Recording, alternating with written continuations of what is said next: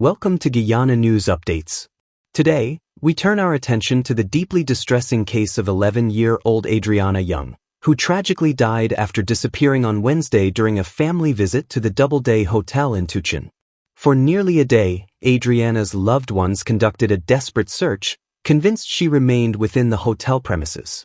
However, they state that hotel management and subsequently the police initially claimed otherwise, suggesting that surveillance footage showed Adriana entering a red and black car. This claim was later admitted to be incorrect.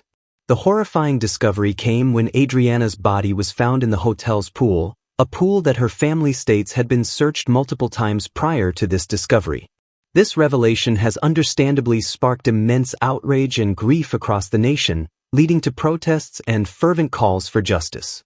In this segment, we will meticulously explore the painful timeline of events leading up to this tragedy, drawing directly from the accounts of those who knew Adriana best.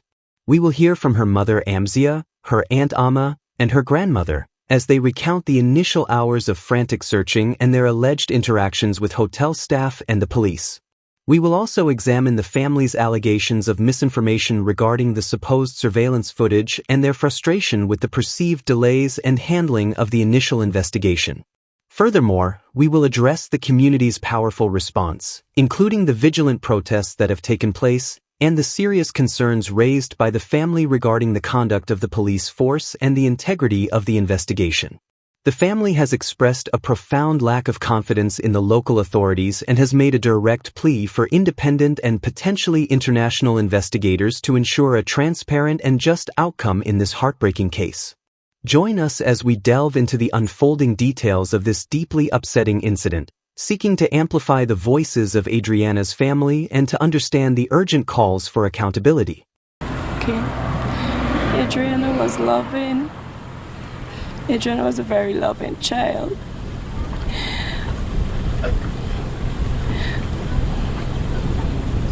Take your time.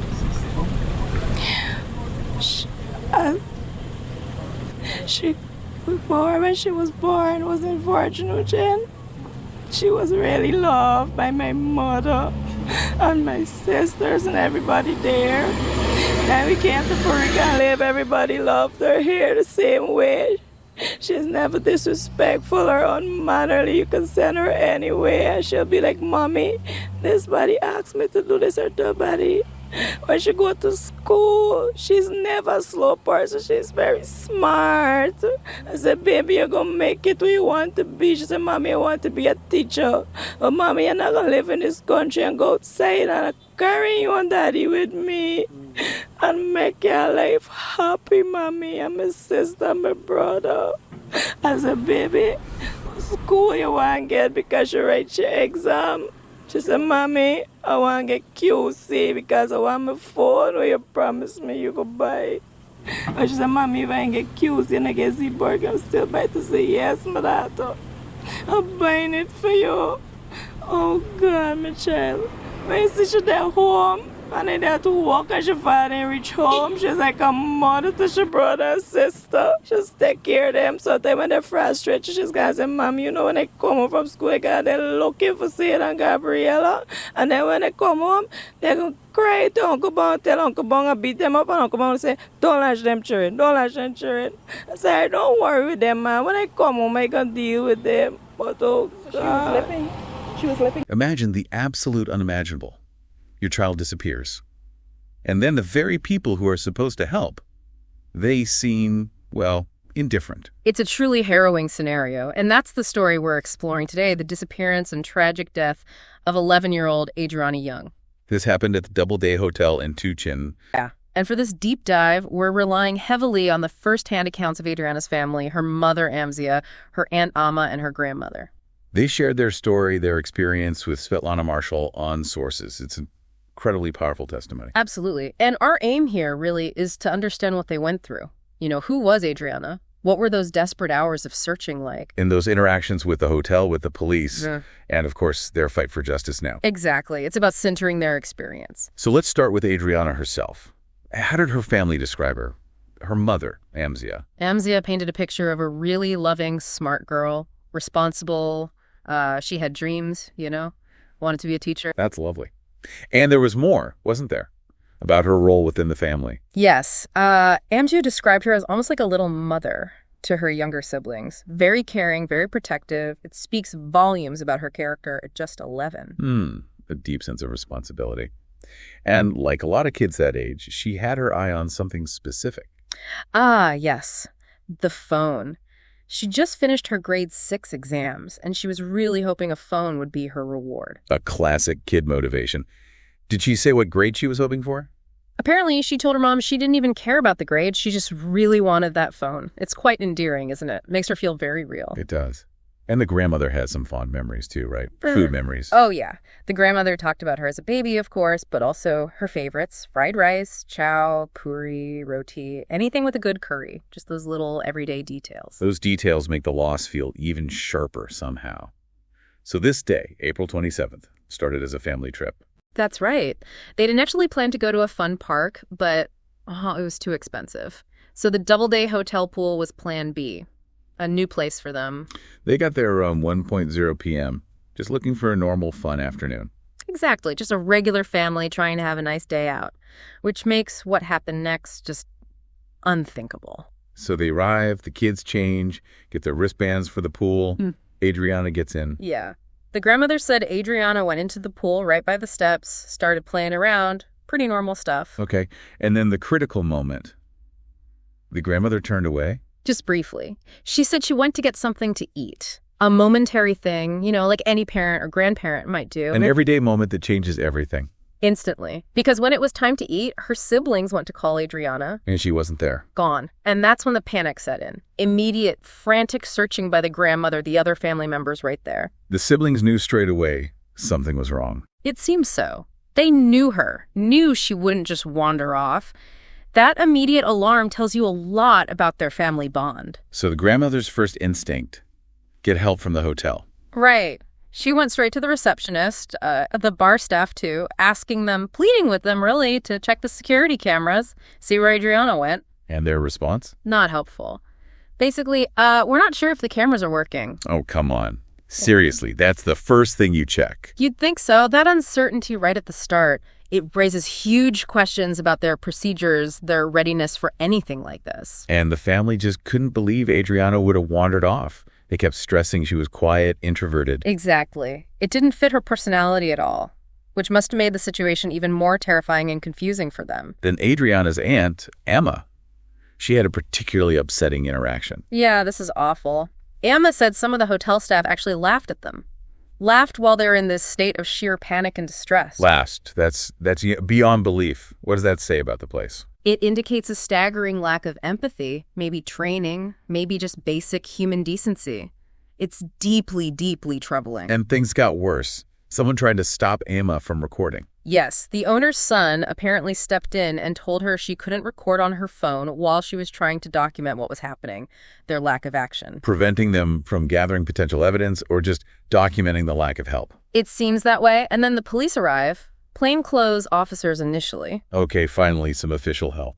Well, not quite. Their first move, according to the family, was to speak only to the owner's son. They didn't engage with the distraught family right away. What? Why talk to the hotel management first, before the family whose child is missing?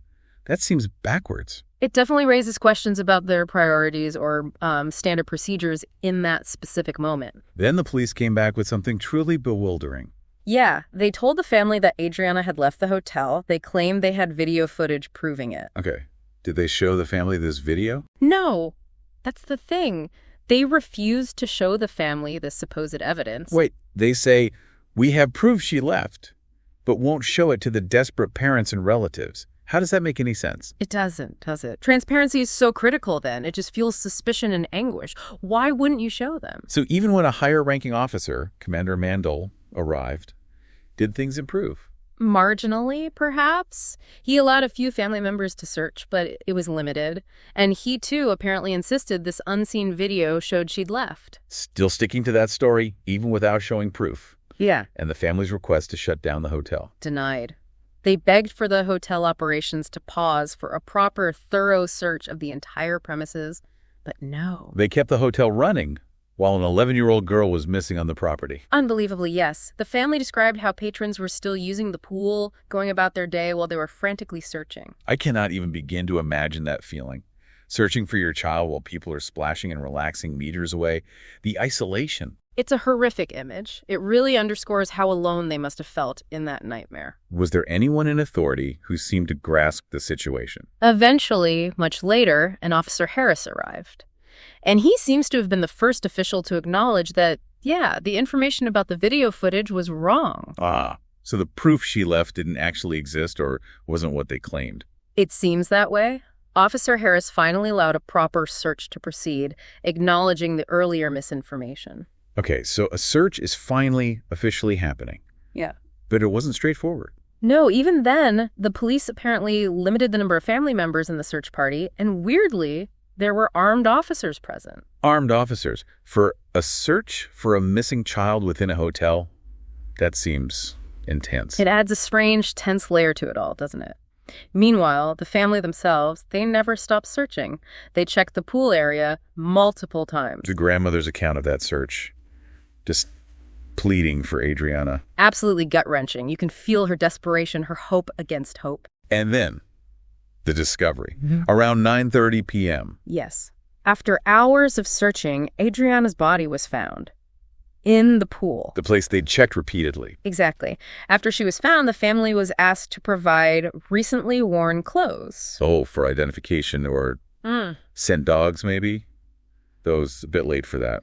Possibly. The grandmother described arriving back at the hotel. She must have stepped away briefly to just chaos.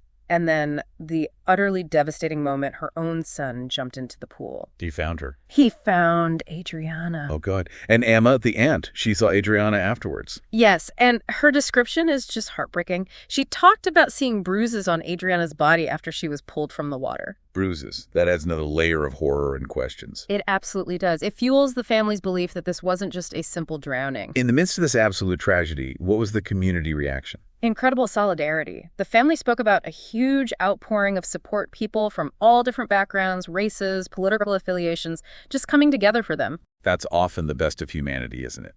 Coming together in the worst of times. It truly is. It shows how deeply this affected everyone. But the family's focus remained on the actions or inactions of the hotel and police. Very much so. They felt the lack of empathy, the initial dismissiveness, particularly from the hotel owner and the first police responders, was suspicious. They saw it as potentially indicating involvement or at least a cover-up. They believe it was murder. They've stated that explicitly. They are convinced Adriana was murdered and that this wasn't an accident.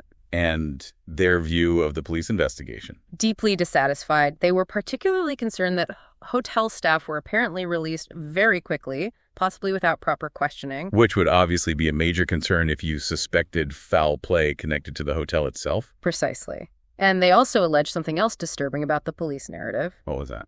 They claim the police spread false information early on, suggesting Adriana had left the hotel with a man. What? Where did that come from? It's unclear, but the family felt it was a deliberate attempt to shift blame or create a confusing narrative, and it led to horrible, unfair speculation about their niece online. That's just awful. Adding insult to unimaginable injury. And Commander Mandel, the one who insisted on the phantom video. He was eventually reassigned, but for the family, that wasn't nearly enough. Just moving him wasn't accountability in their eyes. So they took their fight higher. Yes, they met directly with the president of the country. Wow. What did they ask for? They laid out their complete lack of confidence in the local authorities and requested independent, even international investigators. And crucially, an independent pathologist. They don't trust the local forensic process either. Clearly not.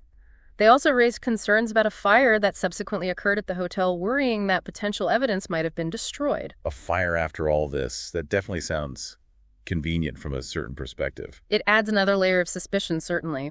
The family is determined, though. The protests have continued. They are not letting this go. And has there been any official response to their request to the president?